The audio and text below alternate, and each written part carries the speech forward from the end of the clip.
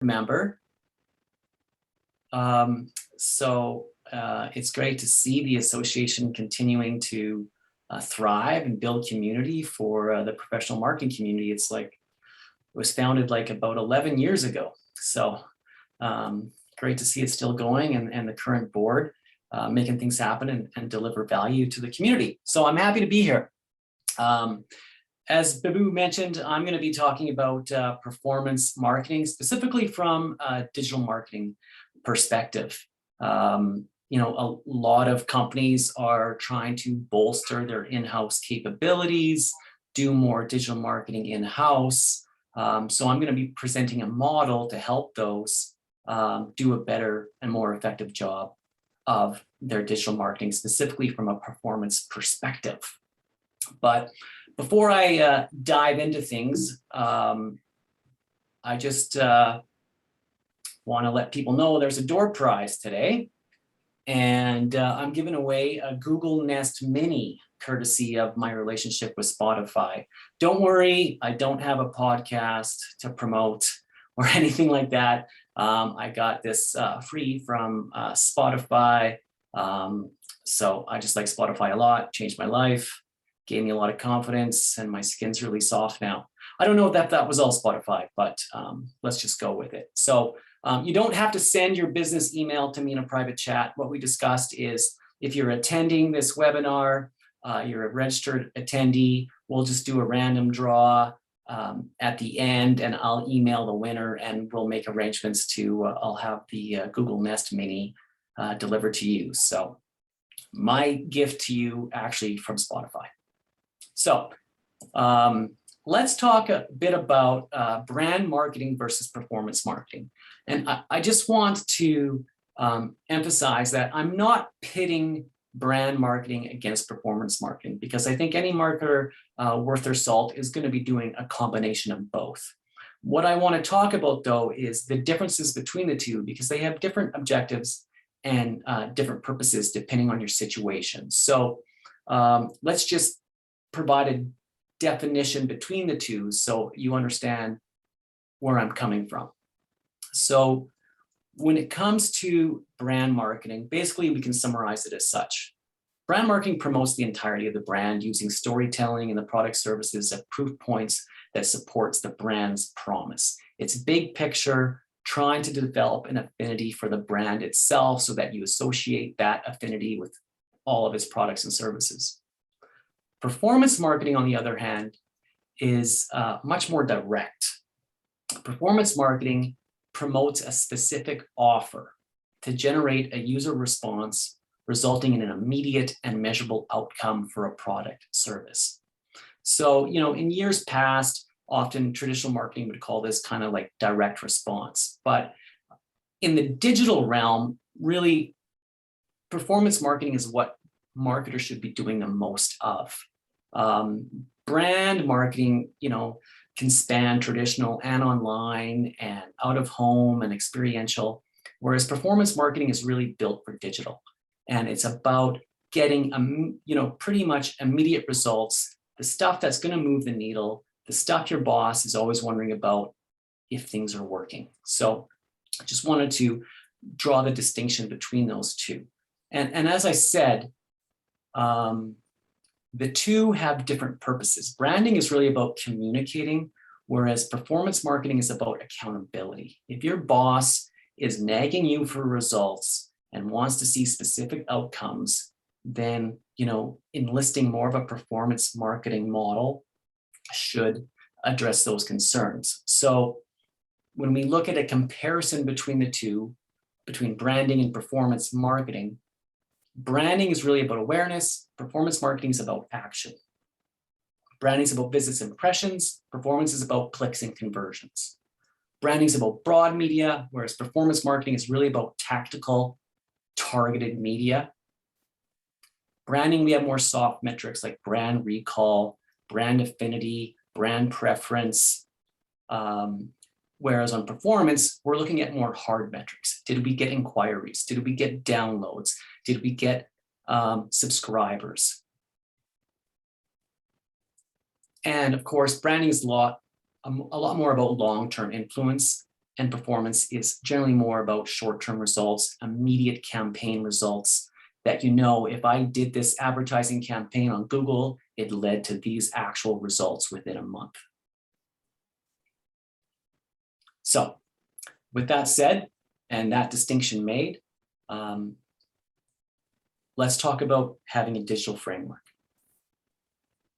Now, quite often in the online world, there are a lot of things, and there's always new things coming at us regarding what we can be doing online. There's a new tool, there's a new social network, there's a new tracking issue every week, it seems. And so, you know, you have all these things hanging outside of your website that you could be doing online. You could be engaging influencers, you could be doing online public relations, optimizing for search, doing ratings and review sites, obviously doing ads, managing social media, having reviews, doing email, social networks, online directories, blogs. I mean, there's a ton of stuff, and it can get really confusing and pull you in a lot of directions. And this is where marketers often get bogged down with all the different stuff they feel like they should be paying attention to.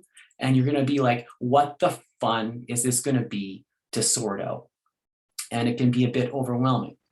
Well, none of this is really magic, you know? You just have to focus on a few core elements and make sure they're working in unison.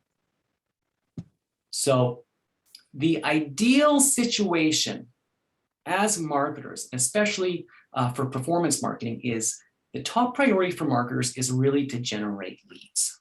That's why we're hired. That's what we're supposed to do. We get people in the door, and then salespeople close a deal and put them in the seats. So at the end of the day, that's what we're supposed to do, whether it's a combination of brand marketing or performance marketing. But really, at the end of the day, this is what we're evaluated on.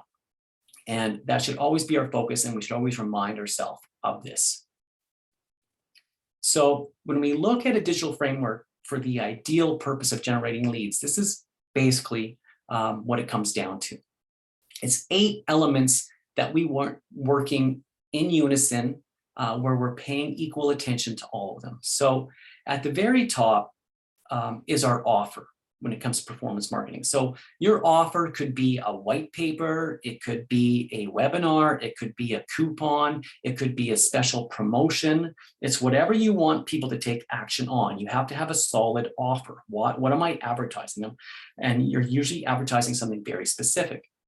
And then you're driving people to a landing page on your website where it's a page dedicated to that specific offer. And it's about nothing else. It's about communicating that offer, its benefits, and getting people to convert right there and then on that landing page.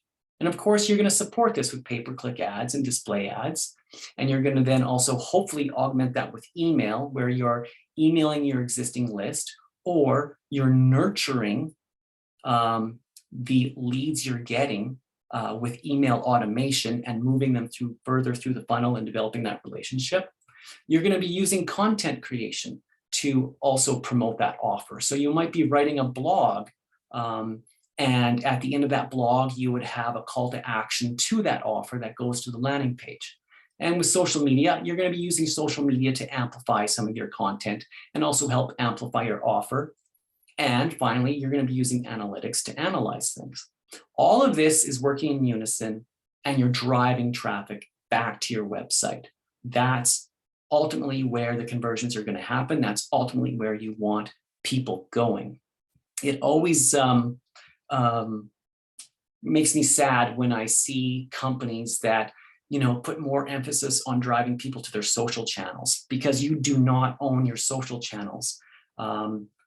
I understand some small businesses might not have the sophistication to build a website, but you know, Facebook, Instagram, what have you, they can change the rules at any time. They can take away your fans. They can make it difficult to communicate with them. Your social should be driving people to your website, not the other way around. So that's about all I'm going to say about social media. I just wanted to relay these 8 elements. It's pretty basic, and everything I'm talking about today is going to revolve around these 8 elements and making them work together and how you can use them effectively. Now, the typical situation I walk into when I consult for an organization is there's often too much talk. There's too much branding activities going on and not enough action, which is performance. As marketers, I get it. We love to create logos. We love to create advertisements. We love to create swag. We like to make things look pretty. And a lot of us have gotten into marketing because we enjoy the creative aspect of business. But as marketers, a lot of times we can end up spinning our wheels too much on the branding side of things and not enough on actually delivering leads. Because as a reminder, again, our job is to deliver leads. So I encounter this situation a lot. And what I walk into is a digital framework that typically looks like this at organizations, where it's kind of drunk and bloated. More things are being emphasized than others. Not everything is working in unison. In most cases, the offer is just being hammered out there. Buy. They're advertising it with advertisements, and then they're also advertising it on social media, but they're not paying attention to these other elements that are required to really make your performance marketing, your digital marketing effective online. You need these things to all be treated equally and effectively. Otherwise, you're only doing half of the things. So it's often drunk and bloated, and it shouldn't be driving your efforts. You want to make sure you're incorporating these other things effectively. So herein lies the problem. In many cases, 15% of marketers measure the success of their content programs by how many leads they generate. That's a statistics from HubSpot in 2020, okay? Contrary to that, 67% of companies use lead generation as the sole metric to determine content success. There is a huge gap there between what marketers think they should be measuring and what company owners and company executives think is important. So there's often a disconnect between how marketers and owners define what business results really matter. And this causes friction in many organizations, and this causes friction between marketers and their boss, marketers and the owners, because they're expecting and doing different things in many cases. And so this leads to what I like to call the instant results moan. And this cartoon sums it up pretty good. You've got the boss saying, you've had days to deliver results. Maybe it's time for a change, right? Marketers have one of the shortest tenures of executives in the business world. And in the back, we see CMO of the month. There's a different marketing manager every month because the owner keeps swapping him out because he doesn't think they're delivering results fast enough. And as marketers, we know things do often take time. It's tough to deliver something within a month. But the point I'm trying to make is you do often get a moan from owners and bosses saying, is any of this working? Is any of this actually moving the dial? Is it delivering the results we need? Hear that all the time. And marketers get a lot of pressure to deliver results. So I'm going to present to you a way to conquer the moan. Let's stop the moan from happening. Let's make sure we're on the same page with our bosses and our owners, and we're not having them come back to us and moan that we're not delivering results. So how do we conquer the moan? M is for measurable. We want to make sure that we're using proper analytics, that we have analytics set up to track things, that we have an offer that is measurable. Is this offer going to be something that people download? Is it going to be something they subscribe? Is it going to be something they redeem? Can we track how many of them actually happen? Very important. You need to have measurement in place before you can move on to the next step, which is making sure everything is optimized. And I'm going to be talking about optimization from this perspective of search engine optimization. Is your website optimized for your advertisements? Is your content optimized so that it has the right keywords people are actually searching for? Do the advertisements wording actually match the content on the website? These things are very important to be working together. So when it comes to your actual advertising, are you choosing the right pay-per-click ads? Are you setting them up properly so that your online advertising can actually be tracked back to your website to determine what medium or platform actually drove traffic to your website? Are you using landing pages to convert? your traffic to leads or convert them to the next step in your customer journey. And finally, N is for nurturing. Are you using email follow-ups with people that have become leads to kind of stay in continuous contact with them? Are you using email even with existing clients to convert them on other offers you have? And are you using social media to provide a platform of loyalty for people that have an affinity for your brand? The thing with social media is it's good at creating awareness, but most people who follow a brand on social media already have an affinity for that company. So you should be rewarding those people with special offers or exclusivity if they do follow you on social media. They have an affinity already. If you want to reach new people, you really got to pay advertising to do that. So I'm going to go through each of these: measurable, optimized, advertised, nurturing. Each of them could actually, I could do a 3-hour workshop on each of these, but we don't have that kind of time. So I'm just going to be giving highlights about each of them.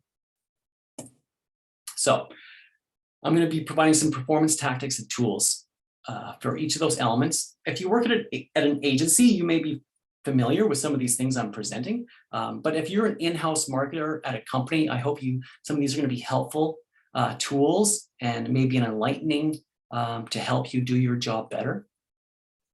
So we're going to get into these.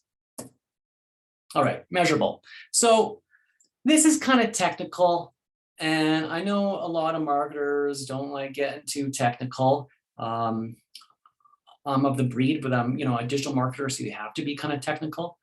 And often getting some of this set up is going to require the help of a programmer or a web developer. But the 3 things you want to focus on the most are tracking attribution. So being able to track what ads led to traffic on your website, what ads actually led to a conversion. I'm going to talk about setting up Google events and goals, one of the most underutilized features of Google Analytics, and how to define some success metrics. So everybody's on the same page about whether a campaign is successful or not. So attribute, track, account. Those are the 3 key elements of measurement with performance marketing. When it comes to attribution, pretty straightforward is, you want to take advantage of any tracking pixels that advertising platforms may afford you, and adding those to your website to help with the attribution of whether Facebook or Instagram actually led to traffic to your website. In addition to that, you want to make use of UTM parameters.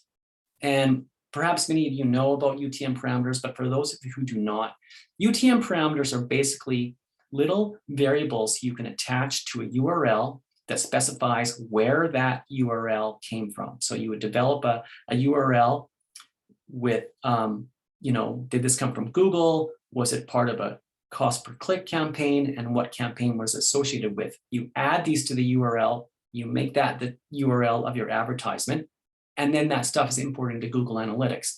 I'll get into it a bit more, but there's actually a tool that helps you create these URLs with UTM parameters that can better attribute your traffic to the source. Google events and goals, as I mentioned already, it's one of the most underutilized features of Google Analytics, yet one of the most important for tracking the performance of your efforts. It allows you to track user actions on your website beyond what just regular analytics provides you. It's beyond what pages are most popular. It's beyond where your traffic's, how much time they're spending on your site and stuff like that. It's actually about what they're clicking on, and also if what they're clicking on results in a sale or a download or some sort of conversion goal. And finally, we have our metrics. And one of the most common metrics you want to be tracking when it comes to performance marketing is your cost per lead, right? Are we getting a good ROI on our efforts? And how do you define results? So up front, you want to determine your KPI, which is key performance indicators, right? How are we going to determine success? Are we going to get 50 downloads? Are we going to get 50 subscribers? Are we going to get 50 sales from this campaign? How are we defining success? And you can have different KPIs for different stages of the funnel. So let's talk about Google Events and Goals for a second. Now, I hope many of you here are taking advantage of Google Events and Goals, but if you're not, this is just a summary. Of course, this applies to Google Analytics. You have to be using Google Analytics to use Google Events and Goals. And setting up events and goals in Google Analytics will require some programmer assistance because you have to add code to your website to track what things are being clicked. So you'll need assistance there. But I'm just going to define the difference between events and goals. They work together. So events, as I mentioned before, are user actions on your website. So these could be email signups, content downloads, live chat engagements, phone calls. Specifically, if someone's on a mobile device and they click a phone number and it rings through to your organization, and of course, purchases or orders. So this is not an exhaustive list of events you can have. There's many other events you could specify on your website. They could be video plays. They could be, how far a person scrolls down a page. They could be form fills. There's lots of different events you can actually track. But once you've determined the events you want to track, the important events, you would then choose which ones you want to specify as a conversion or a goal. So we could set up a goal for prospects. Those are people that signed up for email or downloaded a white paper. We could have another goal for inquiries, and that would group together the live chat engagements and phone calls. And of course, we would have purchases with the goal of being a sale. So you would actually set these up on your website and they would be reported within Google Analytics so you could actually see this specific stuff happening. Now, once you have these goals set up in Analytics, you can actually import them into your Google Ads campaigns. So when you're in Google Ads, if you're launching any sort of search engine marketing or display campaigns across Google Ads, it would actually report on whether these goals are being achieved. That's the nice kind of way Google Events and Google Ads plays together. You can import those right into your campaigns. Now, a note about UTM parameters. So there's a tool called Google URL Builder, or maybe it's called Google Campaign Builder. Anyway, you can do a search for it. You'll come to it, and it's a simple tool that allows you to create URLs that have UTM parameters attached to them. So the first thing you would do is put in your website domain. Second thing is you would specify, okay, what's the campaign source that this URL is going to be associated with this? So it could be a Google campaign, maybe it's a newsletter campaign, maybe it's a Facebook campaign, but you would say, what is the source? And then from there, you would specify the medium. Is it a cost per click ad? Is it a banner ad? Or is this an email? And then finally, you could specify if there's a campaign it's associated with. So in this case, it's a Christmas sale. Once you add these variables, Google URL Builder simply kicks you out a URL that has these parameters attached. And I'm sure we've all seen URLs that look like this, where they have the UTMs in the URL. And so because they have these variables attached, when you look at Google Analytics, it's going to pull in these details so that your data and your acquisition traffic is much more better organized, and you have more accuracy regarding what advertisements, what sources of traffic delivered traffic to your website. So how does this look together?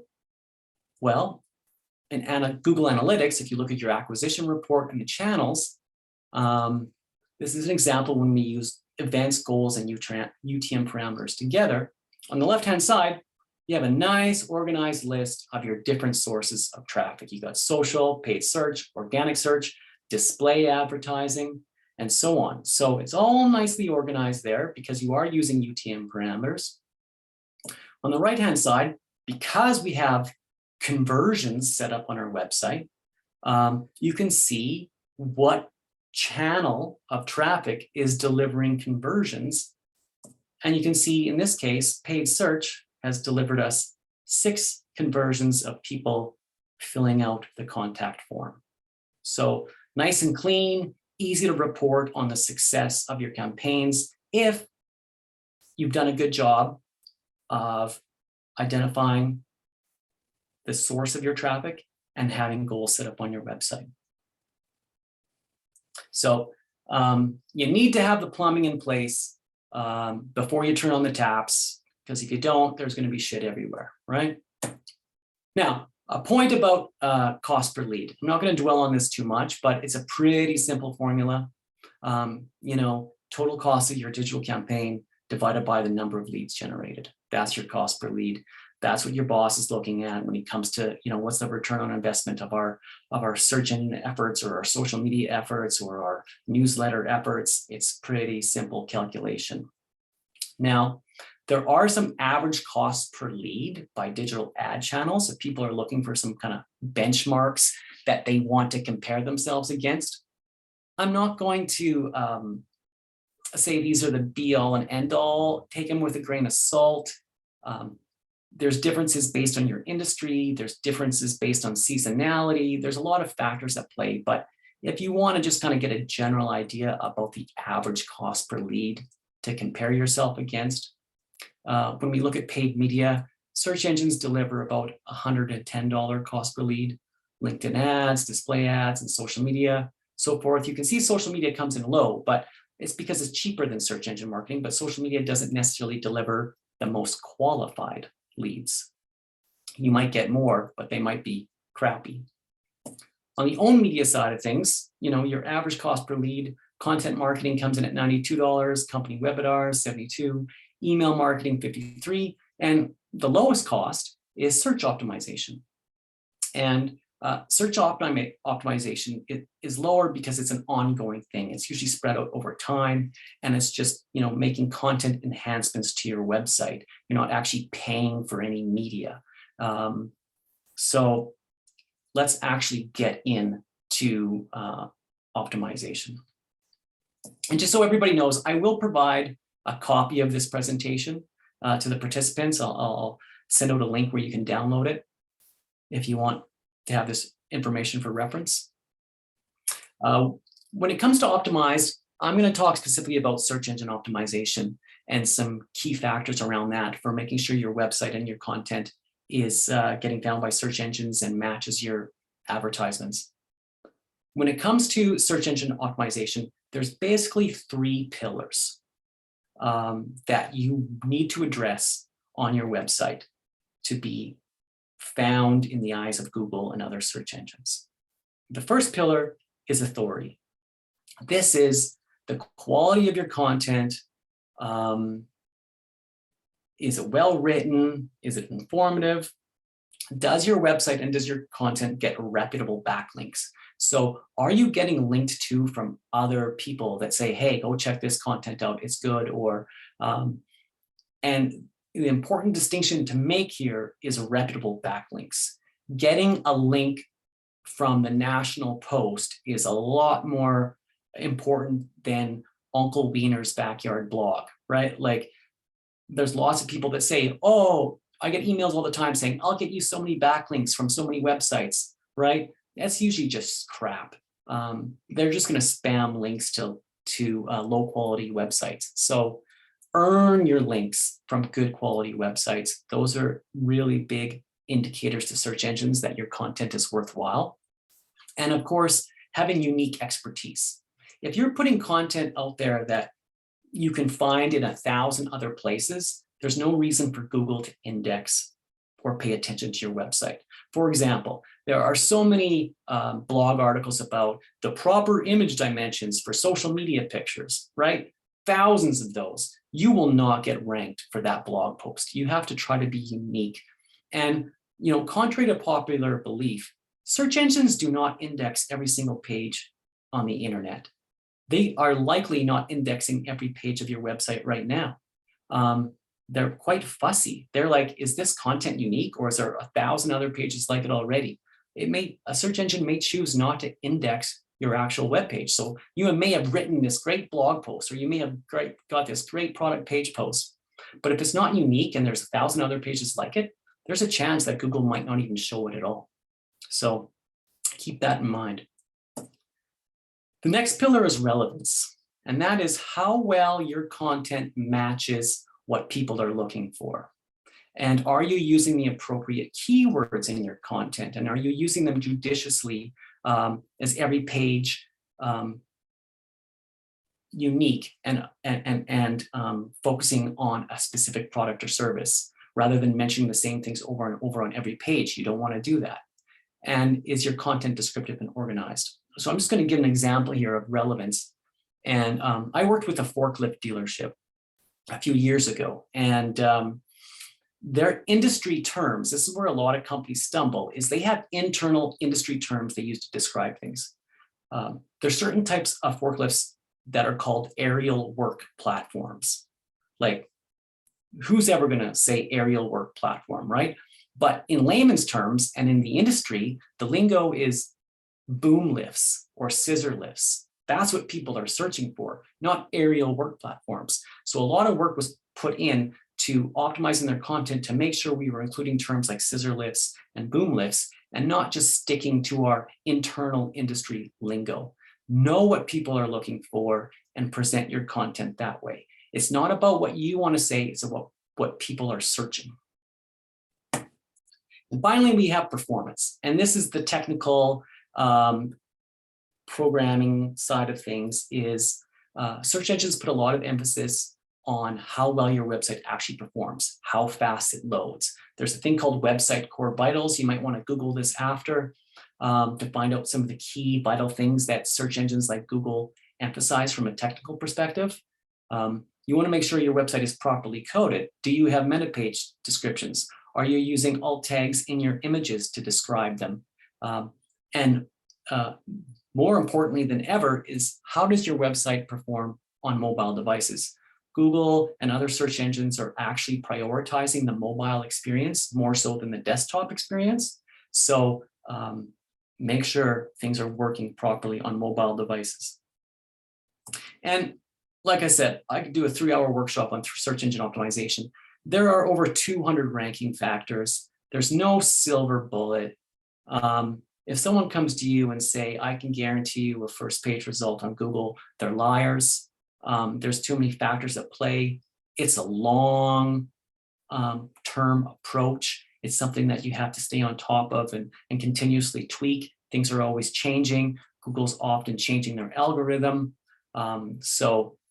It's just, if you pay attention to these 3 pillars, you'll be in a good position to at least stay up to date.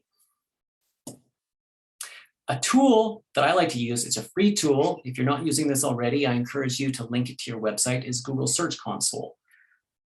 Anybody who manages a website with Google Analytics needs to have Google Search Console because one of the most important features it provides is it allows you to see which search queries are actually bringing users to your website. How many impressions you're getting for search queries, how many people are actually clicking through to your website on those search queries. What's your ranking on Google for those search queries? You can submit sitemaps and individual URLs for crawling. Just because you put out a new web page doesn't mean Google's going to find it right away. It could take Google weeks or months. Using Google Search Console, you could actually submit that new URL right away to make it a priority for Google to find, discover your website, and index that page so it shows up in search engines sooner. Google Search Console also allows you to get alerts on issues and to fix your website. So if there's missing pages or technical problems, it'll alert you to that. And it helps you understand how Google search sees your pages. Are they even discoverable? Are there problems with your web page that makes it difficult for Google to index them? So these are the 4 key things that Google Search Console does. And like I said, it ties right into Google Analytics. It's one of the, next to Google Analytics, it's the next most important tool you should be using for your website. Now, for those who are more advanced and want to pay for a tool to do more sophisticated search engine optimization, as well as other things, a tool I'm most familiar with is SEMrush. This is what I often use when it comes to doing search engine optimization for clients and myself. There's other tools out there, but this is one I'm most familiar with. If it's something you are doing more of in-house, I would encourage you to take a look at SEMrush. Now, let's talk about advertising and your pay-per-click ads and landing pages. So I'm going to give you a few tools for audience targeting, creating native and display ads, and creating and optimizing landing pages. So or advertising pack. Audience targeting. Number one, you have to define who you're trying to reach. And online, you can get pretty nitty gritty. And, we all know search engines allow you to, like Google Ads, allow you to target based on search intent. Social media allows you to advertise based on interests or position and so forth. But if you want to go beyond that and actually find what your audience is reading or watching or listening to or hanging out online, a tool I like to use is called SparkToro. And it has a free trial, but if you pay for it, it really allows you to dig into, hey, here's the types of people I'm trying to reach, here's the jobs they have, here's the characteristics. It'll bring you back a list of websites and other places where these people might be hanging out, other people they're following that you might want to follow, blogs they're reading. So it identifies other advertising opportunities for you to reach this audience. Now, when it comes to creating your native, and if you're going to be doing banner ads or native ads, if you want to go beyond the Google Ad Network, or you want to take your banner ad creation in-house, you can use a demand-side programmatic platform. So that's kind of a mouthful, but a tool like StackAdapt, it's software that allows you to buy mobile search and video ads from a marketplace of publishers of like premium websites. So say, for instance, you want to get your banner ad, your campaign on a website like the Weather Network or Maclean's Magazine, Sportsnet, something that's more of a premium publisher site beyond just the Google Ads network. You need to bid on getting on these premium publisher websites rather than having to deal with each of them individually. You would use software like StackAdapt that would allow you to get on your ads on these premium publisher websites. And you can actually even use the tools to create your display ads in different dimensions and so forth. Now, StackAdapt is a tool that's kind of geared more towards agencies. And if you're doing larger campaigns, like a provincial campaign or a multi-provincial campaign, it's best used for that. But it's a pretty powerful tool for reaching a bunch of premium websites with your advertisements. And of course, landing pages for funneling your lead capture, where you're actually driving people to with your advertisements and your content. A tool I like to use is Unbounce. It's a Canadian company out of Vancouver. It's drag and drop, a landing page creation. You do not need to use programming. You can set up a landing page in an hour. You can connect it to your website URL, and you can make them look pretty. And it's set up. You'll be ready to go really quick. And so let's just talk about setting up landing pages quickly. The difference between sending advertisements to an existing page versus a landing page, okay? In most cases, I see a lot of ad campaigns just going to an existing website, to an existing page within a website. So maybe it's a particular product or service page on a website. And I understand that having a landing page might be a bit of a luxury, but it's not that complicated or expensive to set up. The problem with sending advertisements and traffic just to a regular page on your website is there's many links and many paths people can go. They can get easily distracted and start following a different path and totally forget what got them there in the first place. A landing page, on the other hand, and you don't have to use landing page software. You can just set it up on your site in WordPress on your own, but it's a specific page dedicated to that offer, where it's only about it. It's very few links and there's a one-way path. You're getting people to a conversion point. You're having them download something, you're having them subscribe, you're having them take an action that you can then measure. So, if you're spending a lot of money on an online campaign to drive traffic somewhere, it does benefit you by having a landing page for it.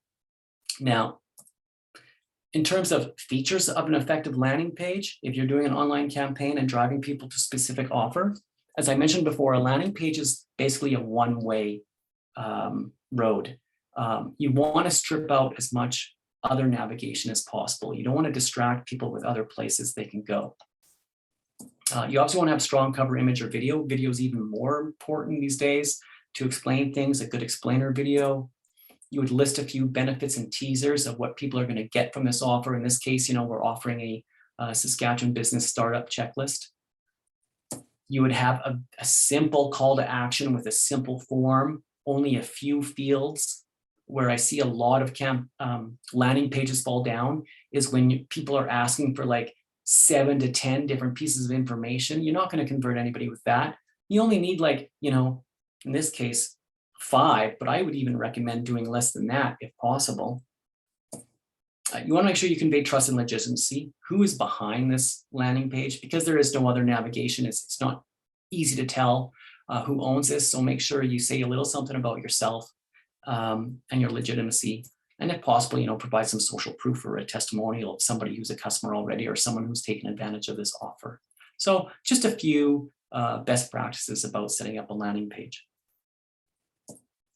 All right, so now I'm going to talk about nurturing, specifically about how you can use social media, auto reply scheduling, and email marketing to further move people through that buying journey with your company. Nurturing is one of the things that's probably the least utilized when it comes to performance marketing. We spend a lot of our time and effort, developing the campaign, developing the advertisements, developing the landing pages, and then we just execute and let it go. And then it's like, oh, did it work? Oh, yeah, we got some leads. And then it's like, well, what are we going to do with them, right? Other than hand them off to sales, who might forget to follow up with them or not do a good job of it. So nurturing is a way to ensure all the work you've done upfront is going to maybe develop into something down the road. So nurturing leads and clients. Social media is a great way to, as I mentioned before, a lot of people who follow you on social media already have affinity for your brand, right? And companies often spend a lot of time trying to increase their follower count, right? But then what do you do with these followers? Your efforts should really be trying to turn your social media fans into email subscribers. Followers only on social media only see about 1% of organic posts. You compare that to email subscribers that has an 80% deliverability rate. I mean, it's a huge difference. You should be converting your fans into email subscribers so that you get them into your ecosystem and you're not going to lose them because you don't own your social media fans. You can lose them if those social platforms change a rule about how you interact with them. So I encourage people to turn their social media fans into subscribers. Once somebody subscribes to your newsletter or to your offers, set up some automated scheduling of email workflows. If you're using MailChimp or Constant Contact or ExactTarget, all of these tools have automation scheduling built in so that when someone becomes a subscriber, you can have a series of emails set up so that one goes out in a week thanking them for subscribing and making a special offer. Another email automatically goes out in a month, another one in a month after that. And you can have a whole sequence of emails going out that keeps a constant connection with these people. And then you can use your reporting to find out who's clicking on what to identify any kind of hot prospects. And, with email marketing in general, it's really, I feel, underutilized because it's not that sexy, but it has the highest ROI and companies need to be taking more advantage of it. And the research shows, and I provide a link here on the slide where you can go look at some recent email marketing statistics, is if you're offering valuable content, valuable offers, people don't mind getting a weekly email from brands or companies they follow, as long as it's relevant and valuable. The most recent stat I read is for every dollar spent on email marketing, it returns $36. So it's cheap. Your message is likely to be seen compared to social media or even display advertising. You have much higher rate of getting delivered and seen. So this also leads me to the fact that the majority of website traffic is research related. When people come to your website and they're in the beginning of that journey, they're just learning about you. And so often our offers and our advertising is always transactional. It's always coming at people with the buy stage, buy. When most people are not at that stage, you want to get them when they're in the top of the funnel doing their research. And so a way to get those people and get them into the buyer journey is by creating a series of offers that are not transactional, offers that are actually helpful. So, there's different offers for different stages of the buying cycle. At the top of your buying cycle, on the left-hand side, we have like free white papers, free guides, free ebooks, free checklists, and so on. Just, when you're creating that awareness stage. In the middle of the buying cycle, you could have offers like more in-depth stuff, free webinars, case studies, a free sample, product spec sheets. And then finally, you have offers on the buying, when they're ready to buy at the bottom of the funnel. That's where you're offering free trials, demos, free consultations. So offers are not always just buy now. Offers don't always have to be get an X% discount. Offers can be a lot of other things that get people into your company's ecosystem where then you can further nurture them. And make it easy for people to subscribe.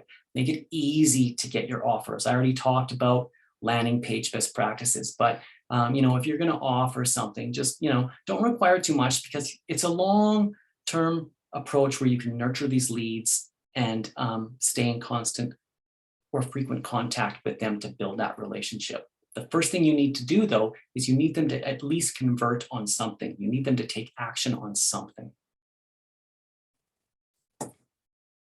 And then once you do have them in your email sequencing, shake some action. Lots of times I get marketing emails that are just atrocious. They're way too long. They're way too graphic heavy.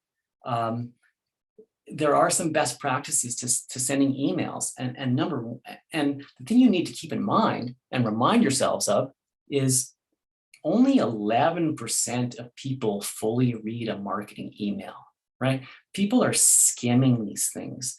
They're looking for calls to action. They're looking for lists, bullet points. You got to keep it short. You got to put your most important content at the top. Don't bury the lead. Don't force people to read through things like you're telling some sort of story with an outcome at the end. That's not the point of email marketing. Include multiple links to your call to action. Just don't provide one. Provide it in multiple places, as I've highlighted here. Keep your images small and keep your images on the right. People, in English anyway, read from left to right. So more text and images, keep it clean, keep it short, and encourage people to click in multiple places. And just a side note, include a PS in your image at the very bottom. For some reason, including a PS in your email, people tend to click on links and PSs with a higher frequency than links in the body of content. So that's basically a framework for conquering the moan and stopping the owners and bosses from moaning that you're not getting results. You want to make sure things are measurable, optimized, advertised, and nurturing. And you're using all of these, working in unison and paying attention to each of them rather than just emphasizing specific aspects of this. You really want to make sure all of these things are working in coordination. And it does take effort to get set up. You are going to need some, technical help on the website with getting your measurements set up and maybe creating the landing pages and creating some email sequencing. But it is rewarding. Things aren't like they used to be. There's no, pick 2 or 3 different medias and you'll reach everybody. The world is so fragmented with media now. There's so many distractions that, you're going to be jumping through a few hoops. But if you tie things together with that digital framework I presented, it does make it a bit easier and a bit more orderly. So that takes us basically to like 1 p.m. I went through that pretty quickly. So if people have questions or comments, I'm glad to answer any right now.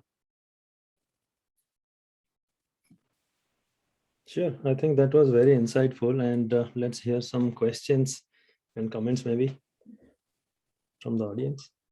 Please go ahead, you can chat it, or maybe you can, put it in the chat or speak up.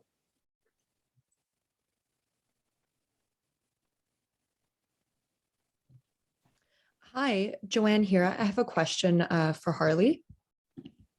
Yes. I was wondering, when you were discussing about the 8 elements that have to work in unison, the company that I specifically work for has different teams working on all these elements.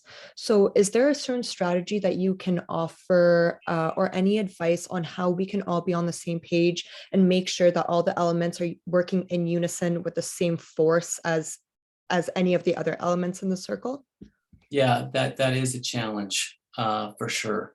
Can I offer any insights there? I mean, as marketers, a lot of times our job is to be project managers and, herding cats. So, aside from the, top of mind things of just trying to create a task committee or a committee where you include these people from different departments to make sure everybody knows what's going on, it really comes down to communication. And I know easier said than done. And that's why I wanted to present some tools to you that you could actually take ownership as a marketer. Like if you wanted to create some landing pages, use something like Unbound so you don't have to go to the web department to get it done. You could just do it yourself. Setting up measurement might be a bit more tricky. You might have to get a web developer involved. But tools like Unbounds or Stack Adapt, and email marketing, these are all things you should be able to do on your own as a marketer. But I understand if you're at a company that has responsibilities in different domains.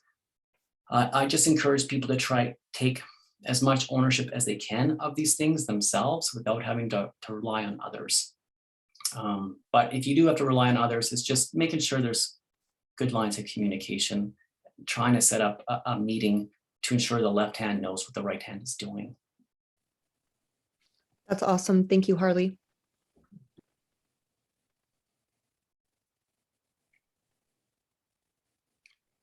On the same topic, Harley, maybe I will have a question. So just wondering, most of the big companies, they do a brand audit or sometimes digital marketing audit, website audit and all that, right?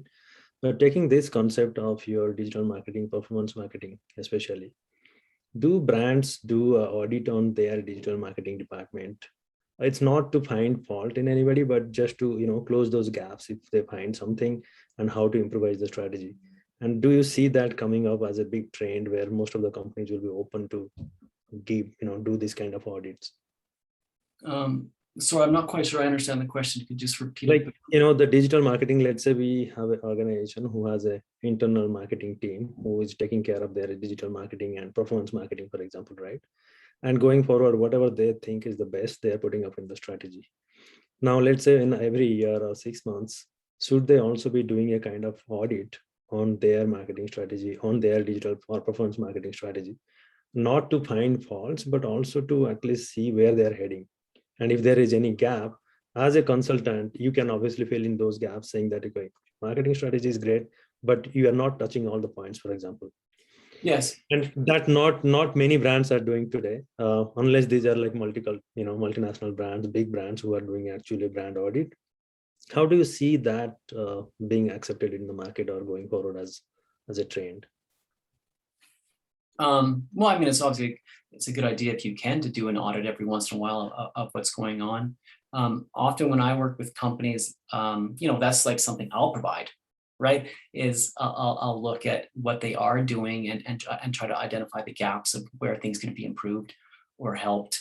It's good to do a review every 3 or 6 months, 12 months of what your efforts are. My job as a marketing consultant and a digital marketing consultant is I really like to equip organizations with the tools and the knowledge to execute things on their own and then use me when things change or they want to take the next step in terms of sophistication, and I can kind of help and get them there. But hopefully, there is a trend towards more companies building up their in-house capabilities to do more digital marketing, do more with less. And consultants should be used just to kind of make sure they're on the right road, and like you said, identifying any gaps where there's opportunities. Right. I'm getting a lot of light here. I'm just going to adjust my light.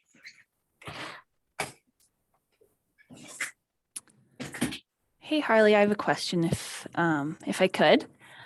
First off, I wanted to say I really appreciated that framework. That really helped me visualize it. I feel like a lot of the things that you've mentioned today, I know about and I want to implement, but yeah, I found it confusing. But this framework really definitely helped give a visual to that. So I want to thank you for that.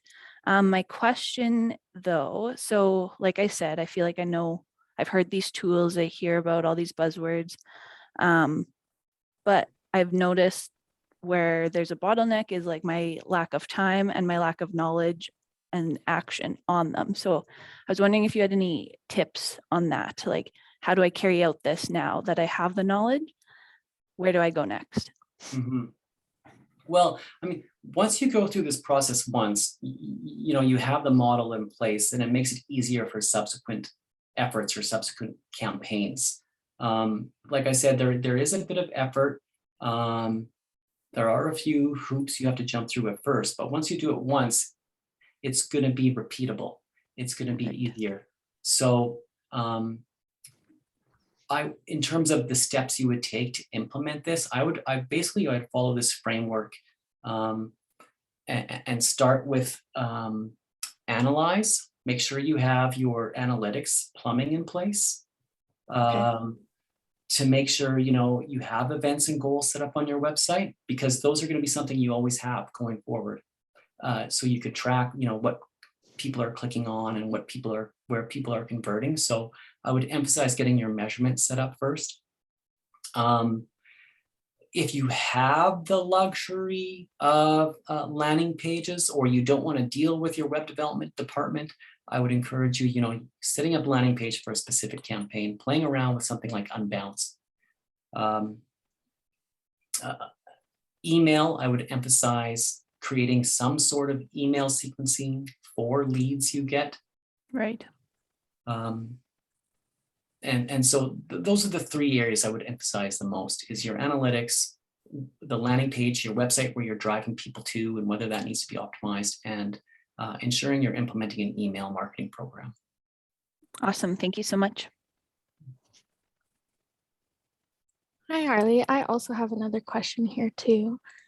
Yeah, so much information has been said today. It's wonderful. I feel like you're laying it out in a really clear way. And I really like that you're putting out actual resources and examples that are free or paid to kind of get another way of implementing everything that you've said.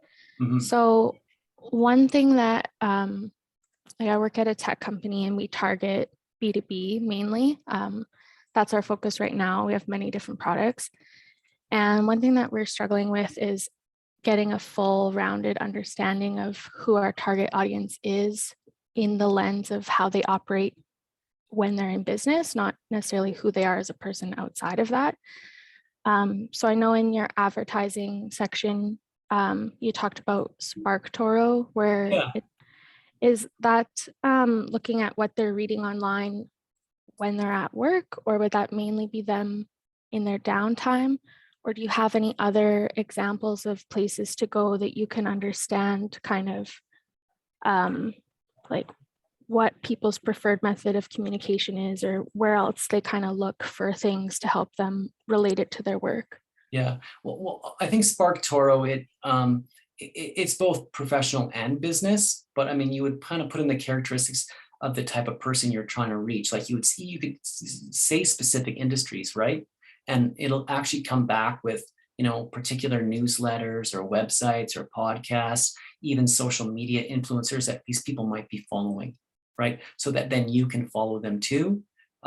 or you can subscribe to that blog and become a participant in it and get to know the community, or identify it as, for example, in the case of SparkToro, maybe there's an industry blog that is unbeknownst to you. Maybe it's a hidden gem, and it's like, oh, geez, a lot of people in my industry are visiting this blog or this association website. Maybe there's an opportunity for us to do some content marketing on it, or some paid advertising. The SparkToro is about the best tool I know of right now. Stack Adapt also allows you to do some audience planning about identifying where your audience might be, what websites they might be viewing. But SparkToro gets a lot more granular with different websites that you might not know about. Like I said, they do have a free version. If you pay for the full version, it provides you a lot more. But it's really good at just uncovering other places that you can be as a company, or other places you can advertise that go beyond the most common ones that come to mind, like LinkedIn or Google Ads, Right. Google Ad Network. It can help you identify. And like I said, it's a combination of both personal and business, but you have to, it depends what characteristics you put in to the tool, Right. to determine what it kicks out. Yeah. Awesome. Okay, that's really good to know. Thank you so much. Mm-hmm.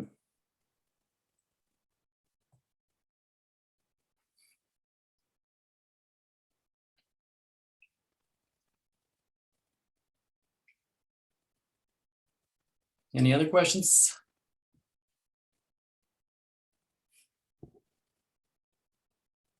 I'm going to go back here.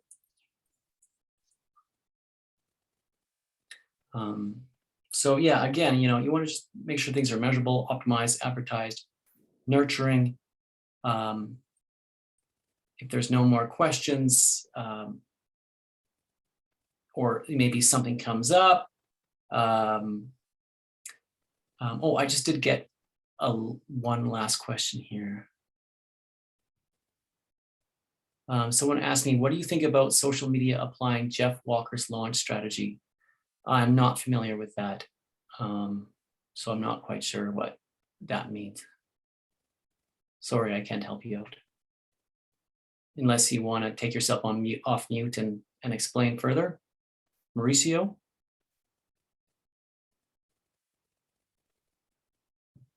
I don't know if Mauricio's still here. No, sorry, Mauricio, can't help you out with that. All right, so like I said, I do got a door prize. Oops, that closed. I do have a door prize for the